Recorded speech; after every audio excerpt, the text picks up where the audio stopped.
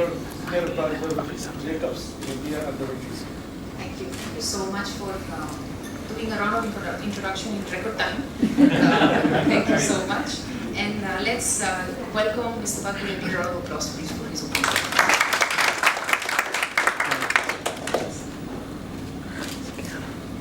So thank you, Esther, for doing the preliminary. Glad to see there is a completely full house here. A lot of interesting companies, a lot of interesting people, and a lot of powerfully packed profiles in this room. And I am very happy to find that there are some people that I know here, including my colleagues from State Bank of India. So that's an additional matter of delight for me. Now, I've been asked to set the context for the discussion in the evening. The idea is to have it as much interactive as possible. So please feel free to ask as many questions, interrupt as many times, say whatever you feel like saying, as long as it has light and not sound alone to the discussion. If you want to go back from here, later will be far more enlightened than we came. And it suggested that, speak something about India because we are all from India. There is a lot happening in India, and therefore there is a huge need for leadership of all kinds in India. And therefore we are going to talk around India and then see why this is important. That might make some sense for today's conversation. Now India, as you know, is big. Whether you talk about people, whether you talk about Myanmar, whether you talk about events, whether you talk about whatever is happening here. And therefore in India it is very easy to pick up a select group of facts which if you look at it will say India is a great place in many ways, right? Equally you can pick up a select group of facts and say what a lousy place, nothing happening, things are going wrong. So you find Mr. Modi, he goes to France and he signs an agreement to buy 36 countries, right? Everybody is so excited, he's cut the Gordian knot. Things which are not moving in defense procurement, in 5 minutes they move fast. Same newspapers also talk about Jawans not having shoes, Jawans not having bullets. I read in the newspaper that we've got only 21 days supplies of bullets and cannonballs or whatever in India, right? GDP growth rate is around now. It suddenly went up from 5 point something to 7 point something. But we don't have jobs. Right? We have 1 million people every month coming to the roads. 1 million people. I don't think we create even 100,000 jobs every month. Right? India. A lot of infrastructure projects which were stuck. At some count it was about 18,000 lakh crores. So how many 100 billion that works out to, I don't know. Right? It's more than $1 trillion, I think. Worth of infrastructure projects stuck. So the government makes committees. And these committees have given clearances. And the project therefore should take off. I'm not aware of any that has taken clearance because there is a clearance at that level. But there are many other clearances to come, particularly financial, because when a project gets stuck for a number of years, its viability goes alright, right? So unless you rework the viability, therefore do things for the project or for the balance sheet, nothing is going to happen. So while this is happening on one side, which is power and roads and steel plants and everything, we are also talking about Make in India, we are talking about SME, right?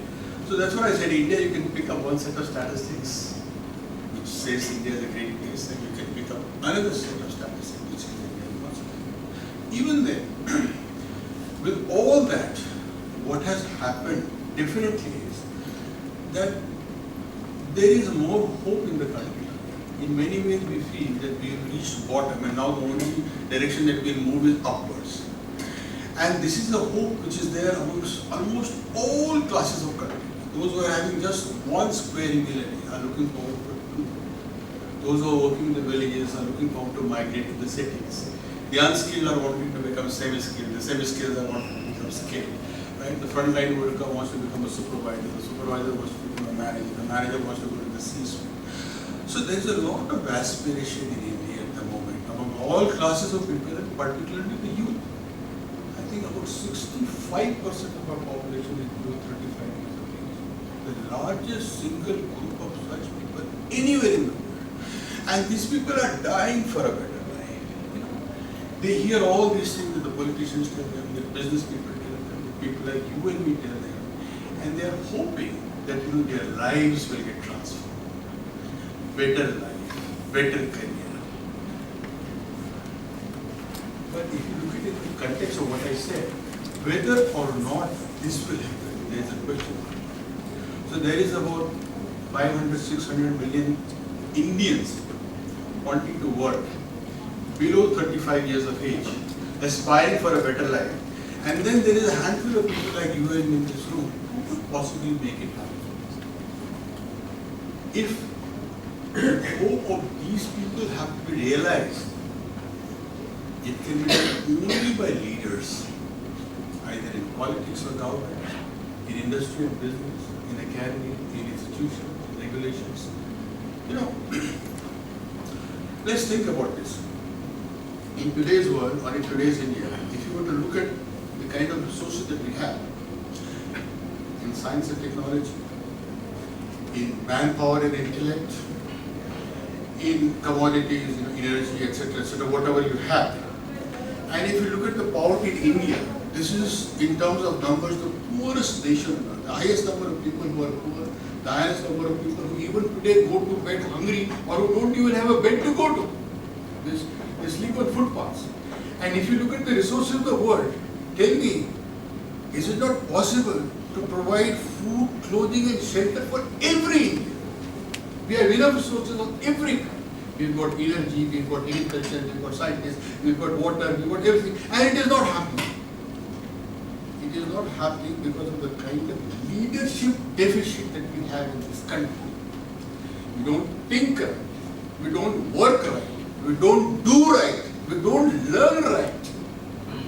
And therefore it is the responsibility of each and every one of us, those who are leaders today, those who will become even more senior and more powerful leaders, to understand what has gone wrong with us, with our society, with our country, and to understand that the perch that we occupy today could be a huge lever to make good things happen for our country. And if there is one loyalty that we have, one loyalty that we should have, is to people of this country. So which is why this program about leadership and about CCL becomes extremely important, because it is all about leadership. It's all about leadership. And CCL, I believe, and my association with CCL started even before I quit State Bank of India as chairman, and the credit for all of that goes to Joe, because he wooed me. Just he came down all the way from the US, we had a conversation for over 2 hours, he convinced me that, Anyway, I'm so grateful to him that he did that, because what I have learned at CCL, after retirement, if I continue to grow in many ways, a major share of the credit goes to CCL, my association with them, not only at the Board of Governors, but outside and in between, in events such as this, in meeting people such as Roland, in many ways it has contributed to my growth. And CCL is also contributing to the growth of the world by trying to provide the world with better and more able leaders. If anything that you can do, so let me ask you this question: what have you done today to become a more effective leader? Is there anything like that today? There is research which says that one of the needs of human beings as a social animal is that of leadership. We want a leader. If two of you have to go out to have a cup of tea, and the discussion that goes around that whether we should go to this shop or that shop, whether we should have tea or coffee, whether we should have green tea or masala chai, even in that discussion there are attributes of leadership that come into play. Leadership is everywhere. And leadership avoids a vacuum. If you don't have leadership, you'll have chaos. And which is why I think that today's evening, not only it is very important for all of us, if we can take advantage of it in the context which I am trying to spell out, it could be important for India, it could be important for CCL, it could be important for the institution that you represent, but most importantly, it could be important for each and every one of you if you get the right messages, if you have the right takeaways as you go home from here, and if you build on those takeaways. So I'll stop here. I'm open to any question. I'm just leaving beyond because I didn't know my But I will exhort you to please give all that we have in terms of attention today. Ask anything and everything from John, me, Roland, Anup, all of us are here. And make it an evening to remember intellectually and emotionally.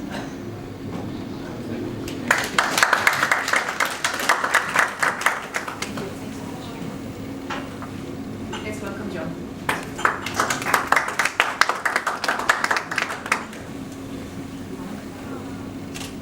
I'll move around, but I don't want to block the screen. Good evening, everybody. Thank you for coming. I know we have some people here who work with hedge funds.